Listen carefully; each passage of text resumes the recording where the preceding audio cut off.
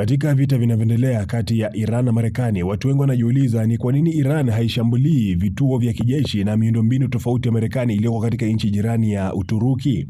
Uharibifu na vifo vinavyotokana na Iran vilivyoanza tarehe 28 mwezi wa Februari baada ya Marekani na Israel kuishambulia Iran vinazidi kuongezeka. Iran kwa kujibu shambulio hilo imelenga miundombinu tofauti nchini Kuwait, Saudi Arabia, Oman, Bahrain, Qatar, Jordan, Iraq, Cyprus na Falme za Kiarabu. Taifa la Uturuki ambalo liko karibu na rasi ya Kiarabu ni miongoni mwa mataifa chache ambayo hayajalengwa na Iran. Wataalamu waliozungumza na vituo tofauti duniani wanasema kwamba licha ya Uturuki kuwa na kambi za kijeshi za Marekani na kuwa mwanachama wa jumuiya ya kujihami ya NATO, bado haijalengwa. Wataalamu hao wanahoji kuwa Ankara na Tehran wana uhusiano mzuri na labda imechangia wao kutolengwa na mashambulizi ya kulipiza kisasi ya Iran. Uturuki imekashifu mashambulizi ya Marekani na Israel dhidi ya Iran na pia kushtumu Iran kwa kujibu mashambulizi hayo. Rais wa Uturuki Recep Tayyip Erdogan alisema tarehe 28 mwezi wa Februari kuwa taifa hilo litaimarisha diplomasia yake ili kuepuka vita. Miongoni mwa sababu kuu ambazo mpaka sasa hivi Uturuki haijalengwa, moja ni pamoja na wanachama wa NATO. Siham Ulgen, huyu ni rais wa kituo cha utafiti wa sera za kiuchumi na za kigeni, amesema kuwa wanachama wa Uturuki katika NATO ndiyo jambo linaloitofautisha nchi hiyo na mataifa mengine yanayolengwa na Iran katika eneo hilo. Akizungumza na kituo cha BBC Turkish, alisema kwamba shambulio lolote la aina hiyo ndani ya mfumo wa kifungo cha 5 cha mkataba wa NATO inamaanisha kuwa kuilenga Uturuki kunachukuliwa kama kulenga nchi zote ambazo ni mwanachama wa NATO ama mwanachama wa muungano huo. Ulgen anaamini kuwa Iran itaepuka kutanua mzozo unaoendelea na kutolenga kambi za kijeshi za Marekani nchini Uturuki. Aliongeza kuwa Iran haitataka kuongeza eneo lingine la vita karibu na eneo lake kwa kuishambulia Uturuki, wala haitataka kuchokoza nchi yenye nguvu kubwa ya kijeshi na uwezo wa juu wa kujizuia. Kwa hiyo, nadhani uwezekano wa shambulizi la moja kwa moja la Iran dhidi ya Uturuki ni mdogo sana. Mwisho wa nukuu. Aidha, kambi ya anga ya Incirlik iliyoko Adana haitatumika katika mashambulizi dhidi ya Iran. Kwa upande wake, mtafiti Oral Tuga kutoka kituo cha utafiti cha Iran IRAM anaamini kuwa uwezekano maeneo tofauti ya Uturuki kulengwa katika mashambulizi ya kulipizia kisasi ya Iran ni mdogo sana. Akizungumza na BBC News kule Turkey, alisema hivi: labda kundi fulani ndani ya Iran litachukua hatua yao binafsi kuanzisha mashambulizi, jambo ambalo naliona kuwa halitawezekana.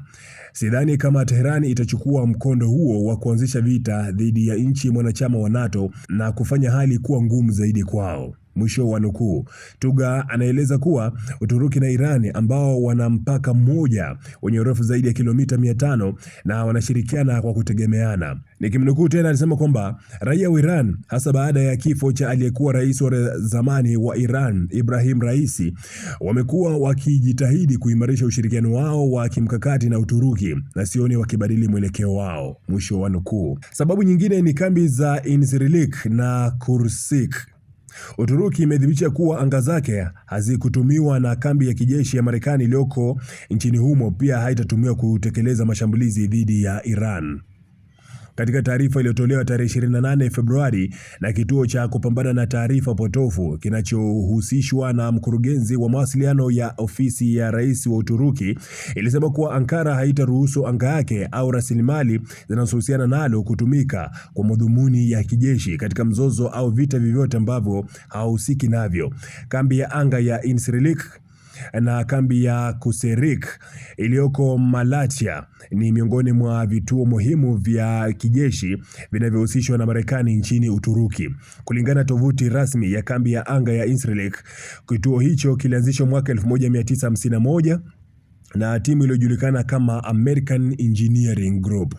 Mwaka 1954, makao makuu ya jeshi la Uturuki na jeshi la anga la Marekani walitia saini makubaliano ya matumizi ya pamoja ya kambi hiyo, na uendeshaji unasimamiwa chini ya mkataba wa ushirikiano wa ulinzi uliosainiwa kati ya Marekani na Uturuki mwaka 1980. Wizara ya Ulinzi ya Uturuki inasema kuwa kambi hiyo iko chini ya mamlaka ya jeshi la Uturuki na kwamba inamilikiwa na Jamhuri ya Uturuki. Kuhusu kambi ya Kuresik iliyoko katika wilaya ya Akadag mashariki mwa mkoa wa Malatya, ni kituo cha tahadhari ya mapema kilichoanzishwa mwaka 2012 na kinafanya kazi chini ya mfumo wa NATO. Mwaka 2011 aliyekuwa rais wa Iran wakati huo Mahmoud Ahmadinejad alikosoa kuanzishwa kwa kambi hiyo, akidai kuwa iliwekwa kwa lengo la kuilinda Israel dhidi ya mashambulizi ya makombora ya Iran yanayoweza kutokea. Lakini sababu nyingine ni kuhusiana na suala la kutafuta hifadhi. Miongoni mwa athari zinazoweza kujitokeza wakati wa vita kati ya Marekani na Israel kwa upande mmoja na Iran kwa upande mwingine ni idadi kubwa ya wakimbizi ambao watakimbilia Uturuki kutoka Iran. Ankara na Tehran zilitangaza tarehe 2 mwezi wa Machi kusitisha kwa pamoja usafiri wa abiria katika mpaka wao. Waziri wa biashara wa Uturuki Ömer Polat alisema kuwa nchi hizo mbili zitaruhusu raia wao kurejea makwao, huku Uturuki ikiendelea kuweka mipaka yake wazi kwa raia wa nchi zingine walioko kwa sasa nchini Iran. Sinan Ulgen anaamini kuwa hali mbaya zaidi kutokea kwa Uturuki ni kukosekana kwa amani nchini Iran, jambo ambalo linaweza kusababisha kama iliyotokea Iraq na Syria, watu wengi kukimbilia mpaka wa Uturuki.